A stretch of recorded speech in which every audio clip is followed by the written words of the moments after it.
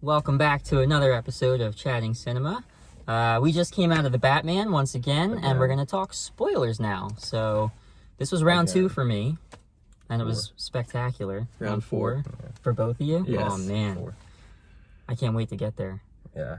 I want to say the first thing that struck me the second time viewing, and this has been kind of on the discourse on Twitter, it's just the swagger that Batman has. Yeah. Anytime he's like walking onto a scene or moving through a crime scene in the nightclub, man, the Iceberg Lounge scenes are insane. But he just walks with like, damn, that's the Batman. I think the first thing I noticed the first time we watched this, and now on time 4, I can't get over it, the boots. Yeah. Just like little things like the sound design behind just every character. I mean, like that first scene where he comes out of the shadows and there's that like clown gang harassing the poor old man. And you just hear those boots. And it's like, how are these clown gang dudes not terrified at that noise? And they're like, hell are you supposed to be?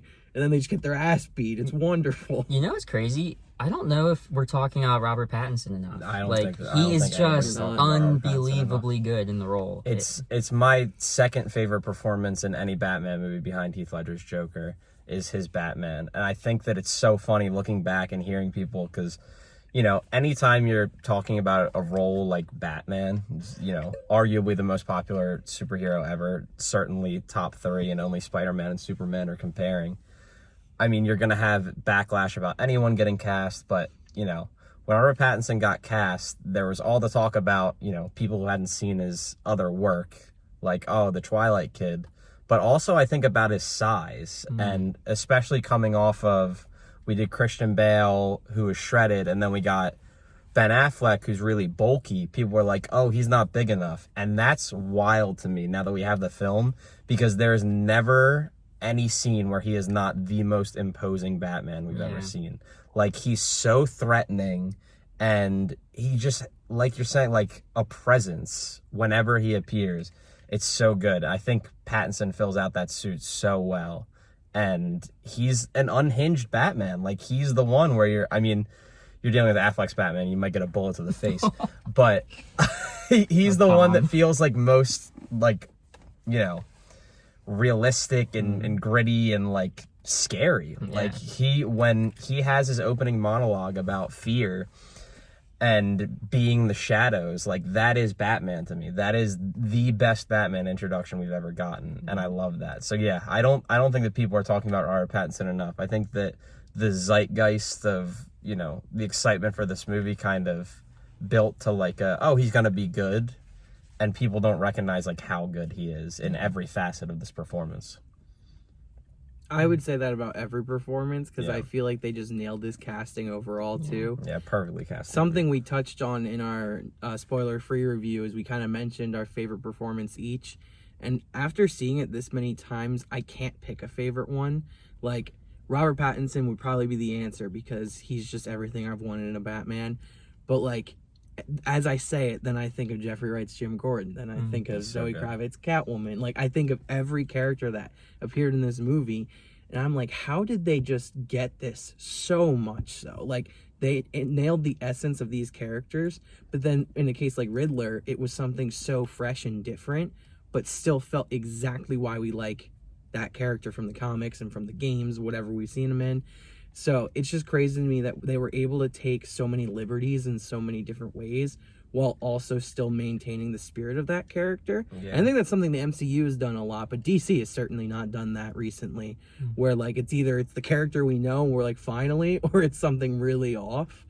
But like, my Letterboxd review today was dedicated to Jeffrey Wright, because his Jim Gordon is so good. Amen. And like, we have Gary Oldman, who was just Jim Gordon. Gary Oldman was phenomenal in the Dark Knight trilogy. Yeah. But, and then like, even J.K. Simmons, I'm sure if we got more, we probably would have liked that, because it's J.K. Simmons. We will get more in Batgirl. Yeah, true. But I really think like the dynamic between Batman and Jim Gordon is like my favorite part of this movie. Yeah. Where like we heard those early comparisons to Seven, and it looked like Morgan Freeman and Brad Pitt to me. Where like you have the experienced guy who's been through this, and then you have like the new guy who's got a lot more spirit in him. And by the end, more and so in Seven, but like the spirit is kind of dampened. I think for this one, Batman is really about hope. and like that last monologue we get where Batman's reevaluating his effect on the city. I'm sitting there thinking, like, we saw this Nirvana song in the trailer and we're like, cool. And then they just managed to make it like one of the coolest thematic songs usage in movies in a while. And I saw a stat yesterday. It said that that song is like number 2 in the States right now. And it has like plus 12 or 1,200% ratings on Spotify. So the power of Batman. Yeah. Oh, yeah. Man. I want to talk about the score a little bit, too, because I don't think that's getting enough love either. I think from the first trailer we got, we knew Giacchino was going to knock it out of the park. But there are so many scenes in this movie that rely solely on the score. And if it doesn't deliver, the scenes don't hit as hard. And Giacchino, oh my God. Like, I just... Especially the Riddler score. I was going to say, Riddler. every character theme. This time around, I was, like, really falling deeply in love with Catwoman's theme. But every character theme is so good, and the way Riddler's works in the Ave Maria into the score and the theme, like, obviously Giacchino was gonna nail it, but he really, really nailed it with this one, where, like, you know, you hear that music and it's gonna be so evocative of certain moments in this.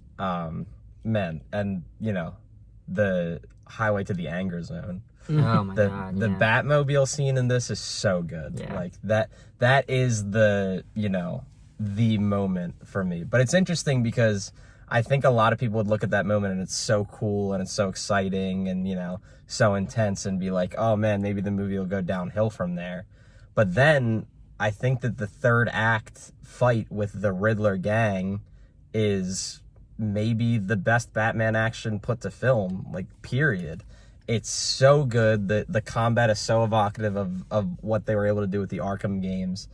And it's pure Batman. Like, when we have the Bat in the Rafters music and that roof starts blowing and he comes down, it is pure Batman. And I love it so much. It's so good. It's the Bat.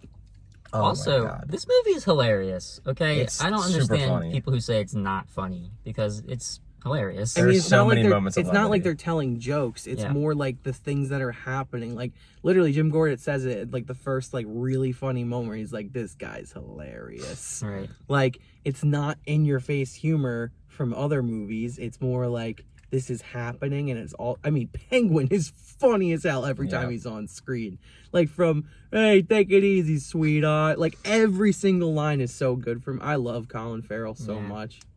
Even Batman, I mean, just to speak to Robert Pattinson's performance again, but just sometimes just the way he stares at someone makes you laugh. And because it's funny. And it's... That first detective he stares at, and like the looks they trade. I mean, I saw someone talk about it in a review, how Robert Pattinson put on the best eyes and mouth performance only of any actor ever, where, like, every moment he's not just standing there in a suit, he's doing something.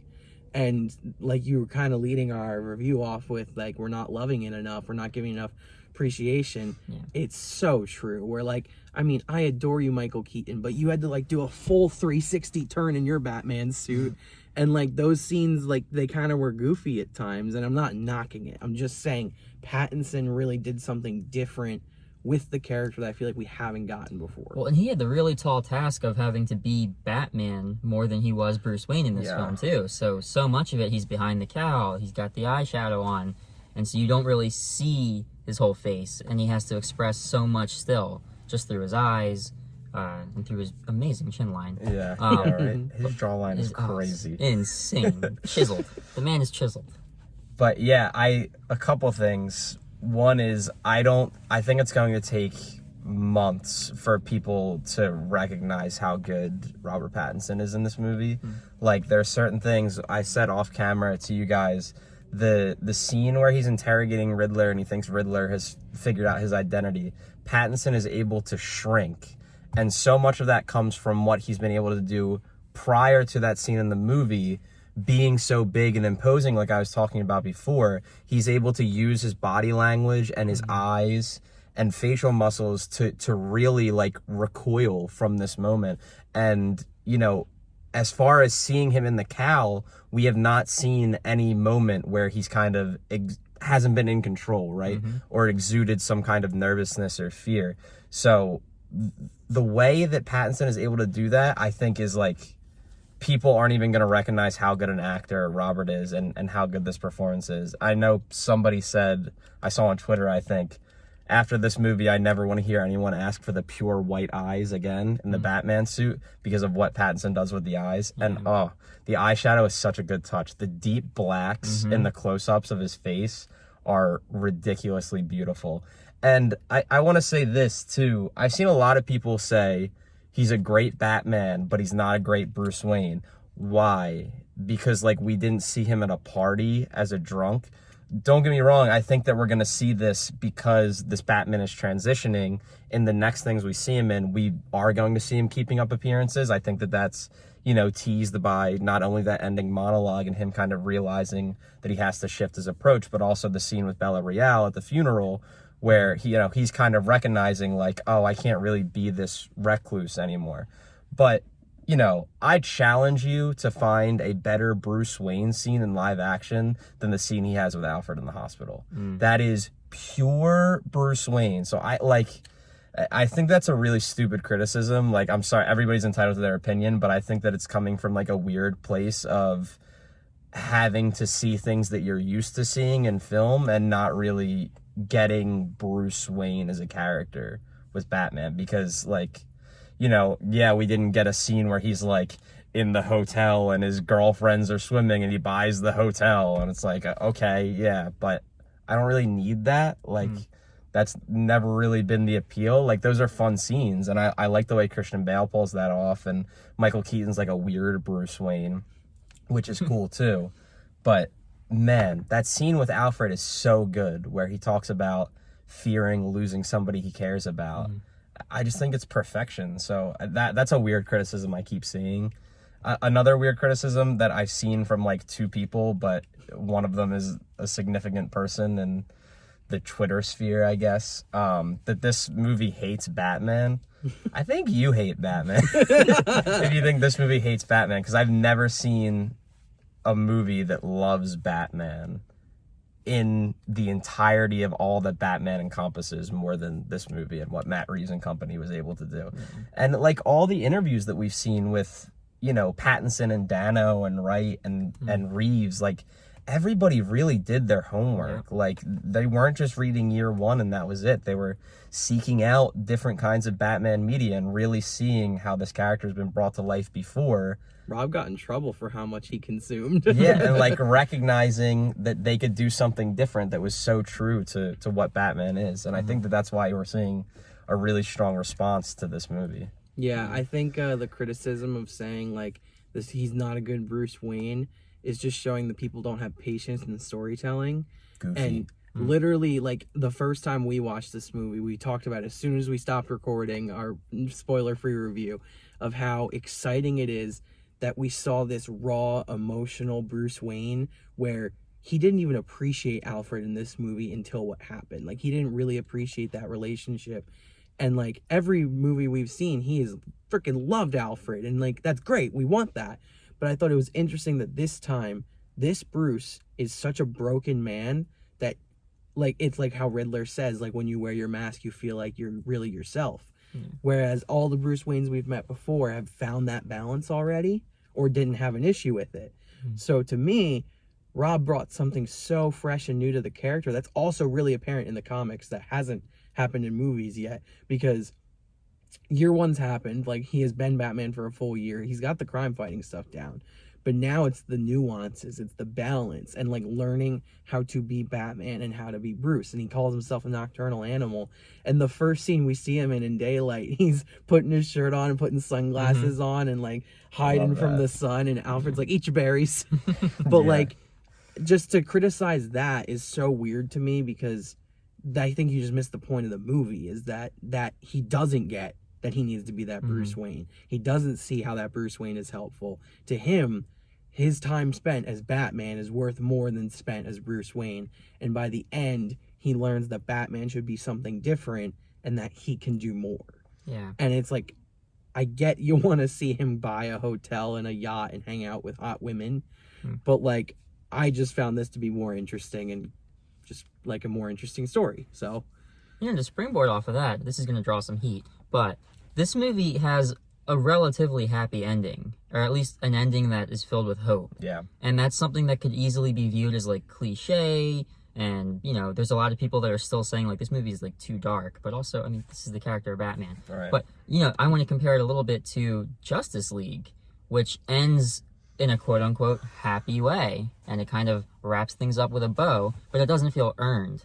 And the thing with the Batman is the entire film is building to this almost crescendo at the end of the sun rising on a new dawn for Gotham, and literally Batman saving people, carrying them to safety, and that's the direction we're heading in. And it feels so earned in a way that like it doesn't necessarily work in other movies. And that's just a testament to how Matt Reeves has crafted this, how the entire production team has crafted it, and how the actors have played their roles. It's a beautiful thing to see. Yeah, I think that's a really good note, because I think that there was this growing discourse, and you know, we got what is, in my opinion, a bit of a lackluster live action Batman before this, and I think that there's this idea building, especially with what like public consensus is right now, of like, is Batman a hero? Right? People talk about, oh, he's got this wealth, he doesn't donate to social programs and all this, and he's, you know, just as villainous and whatever. And I think that this movie really gets why Batman is a hero and why Batman is this legend. And like we've been, you know, circling around and saying, like, I just think this team of creatives really got it. And even in a way where, like, I adore the Dark Knight trilogy, but I feel like those are beautifully made movies that don't even approach the understanding of the character of Batman that this movie has. Not that Christopher Nolan and co didn't understand Batman. I think they did a phenomenal job in bringing that grounded universe to life. But like, everybody talks about, you know, how gritty and real this is, and I feel like it's really comic booky. Yeah. Like, don't get me wrong, I don't think that we're gonna see Clayface or anything, or like a 12-foot tall Solomon Grundy or whatever, but I do think this is really a comic book brought to life, and, you know, in a way where, you know, Batman usually is that. Like, obviously there's more supernatural elements all the time. A lot of his rogues have supernatural stuff or powers or freeze guns, and he's interacting with the Justice League. But again, like, just coming back to this feels all true to Batman. Like, you look at the amount of characters, and we talked about this with all the performances, and Luke, you talked about how so many performances are good. Like, Gordon is page to screen, and Catwoman is page to screen, and Penguin is page to screen. Like, it feels so authentic. Riddler, like, that interrogation scene feels so Arkham to me. And that's my favorite interpretation of that character, is the Arkham games. And Riddler taunting Batman, like, you didn't figure it out? I left you all the clues. That's so, like, that's what I picture in my head for the Riddler. So I really think Paul Dano knocked that out of the park. And his is a performance that, like, every time I see it, I've appreciated more and more. Because it's a lot. Like, Paul Dano is a lot in this movie. And I think that it's kind of disarming the first time you see it, because he makes so many kind of bold choices that I don't think a lot of other actors would have made in this performance. And the way he's written is so unhinged. But every time I see it, I'm more and more in love with that interpretation of this character. So, man, everybody just knocked it out of the park. It's a masterpiece. It's fantastic. I'm just glad we liked it. I mean, we had such high hype levels for it. Yeah. And I think just I would have coped pretty hard. Yeah. I think I would have liked it for a couple months if it was bad. But I think something that's important to remember, too, is that just because we love this doesn't mean our opinions of other Batman movies have changed. If anything, it just makes me appreciate the character more and think about how many cool interpretations we've gotten. And that makes me like this one more, because he wasn't Christian Bale. Robert Pattinson put his own stamp on the character. And Jeffrey Wright wasn't Gary Oldman. He put his own stamp on the character. And Matt Reeves created his own Gotham. And people constantly talk about how cool Tim Burton's Gotham is, and like how unique it looks, or they liked the groundedness where it was just Chicago, but it was Nolan's Gotham. But I think each facet of this movie managed to be its own thing, while also still showing how much love it has for the source material and just the franchise in general, because there isn't a ton of setup in this movie. Like, this movie expects you to know a pretty good amount of things about Batman, but at the same time, I brought 2 friends who don't know a lot about Batman, and they both liked it and enjoyed it. And like, it wasn't like asking a million questions like, who's this? It was more just like the first time the Penguin showed up, they're like, that's Colin Farrell? I'm like, yeah, I'll explain it later.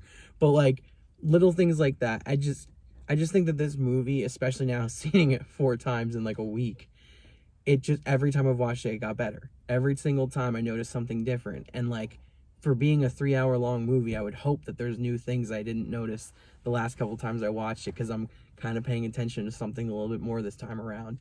And I mean, Paul Dano, like the first time I was terrified. And then the other 3 times I've just been like, you're such a little freak, and just laughing. Like, not because he's doing horrible things, but like the way he speaks. And like, I mean, today all 3 of us burst out laughing when he was on the FaceTime call. He just like pops up on the side. Super funny. He's like, you came. Good Batman in the corner of the FaceTime the next time you watch it. It's really, really funny. Oh, it's so funny. Because he's just, it's like the standing guy meme. Just like he has no idea what to do. But yeah, and to that point, like, this is something that really benefits from rewatching, because it is so perfectly structured, and like nothing comes out of nowhere.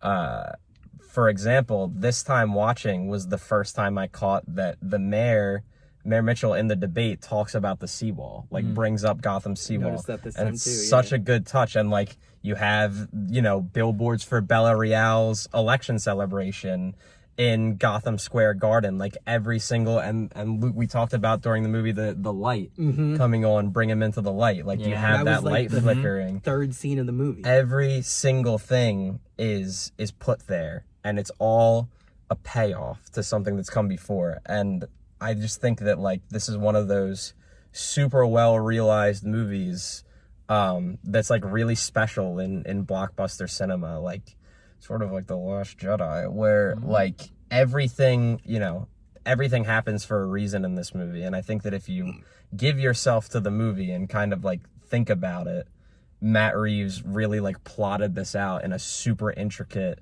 special way that is really befitting of taking on a story with a character like the Riddler being the main antagonist, where everything is kind of one step ahead. And I think that that's what it needs to be if you're doing Batman as a detective and you're doing an antagonist who has a similar intelligence level to Batman. Like, this is what it's got to be. So yeah, credit to really the whole team again and again and again. I'll never shut up about how much I love this. I think it's so amazing. I think I check once a day if the 4K Steelbook has gone up for pre-order yet. I can't wait. Cowards. It's on Amazon Italy, and I can't order it from there. Cowards. Well, with that, I think we'll wrap up our spoiler talk on the Batman. We'll be doing another video pretty soon where we talk about our predictions for potential sequels. And so look out for that. And yeah, want to go see it again? Yeah, honestly. I mean, we're going to have a lot of Batman videos coming out, so. Yeah. Alrighty. We'll catch you in the next one.